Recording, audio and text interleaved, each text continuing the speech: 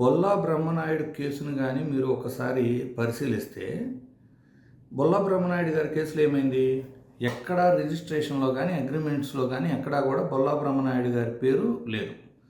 తమ బంధువైన బొల్లా రమేష్ గారు చేసిన ట్రాన్సాక్షన్‌కి ఆర్థిక సహాయం అడిగితే అందించటం మాత్రమే బొల్లా బ్రహ్మనాయుడు గారు చేశారు. అయితే ఇక్కడ ఇంకొక విషయం మీరు అర్థం చేసుకోవాల్సింది ఏంటి అంటే, జీవోల ఆధారం కావచ్చు, అక్కడ ఉన్న పరిస్థితులు బ్రోకర్లు చెప్పిన దాన్ని బట్టి ఆ స్థలం తక్కువ రేటుకు రావటం వలన కొనుక్కోవాలి అని భావించిన మాట వాస్తవం.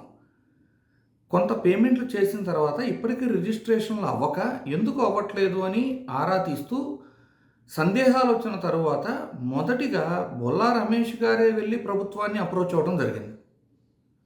ప్రభుత్వాన్ని అప్రోచ్ అయిన తర్వాత ఇందులో ఏదో తప్పు జరిగిందని ఎవరైతే ఫిర్యాదుదారులు ఉన్నారు, అంటే ఏంటి, ఆల్రెడీ డబ్బులు కట్టి నష్టపోయిన వ్యక్తి, బాధితుడిగా గుర్తించాల్సిన వ్యక్తిని నిందితుడిగా చేర్చి ఈ రోజున అరెస్ట్ చేయడం జరిగింది.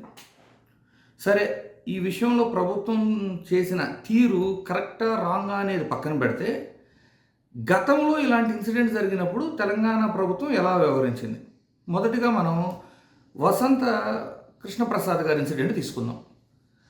అప్పట్లో మీరు కానీ చూసుకుంటే హైడ్రా వాళ్ళు ప్రభుత్వ భూమిని అక్రమంగా కబ్జా చేశారు అనే కారణంతో వేల కోట్లకి సంబంధించిన భూమిని తిరిగి ప్రభుత్వం ఆ భవనాలను కూల్చి మరీ స్వాధీనం చేసుకోవడం జరిగింది. అంటే ఏంటి, ప్రభుత్వ భూమిని కబ్జా చేసిన కృష్ణప్రసాద్ గారిని ఎక్కడా లీగల్ యాక్షన్ తీసుకోవడం కానివ్వండి, భూమిని స్వాధీనపరుచుకున్నారు తప్పితే అరెస్ట్ చేసిన సందర్భం లేదు కదా. అలాగే పవన్ కళ్యాణ్ గారి విషయంలో కోడి చెరువు దగ్గర తెలంగాణ జర్నలిస్టులు మరియు తెలంగాణ జర్నలిస్టులు అలాగే తెలంగాణ సమాజం మొత్తం పోరాడుతుంది కదా. ఏమని? అది కోడి చెరువుకు సంబంధించిన స్థలమే ఆ 10 ఎకరాలు అని.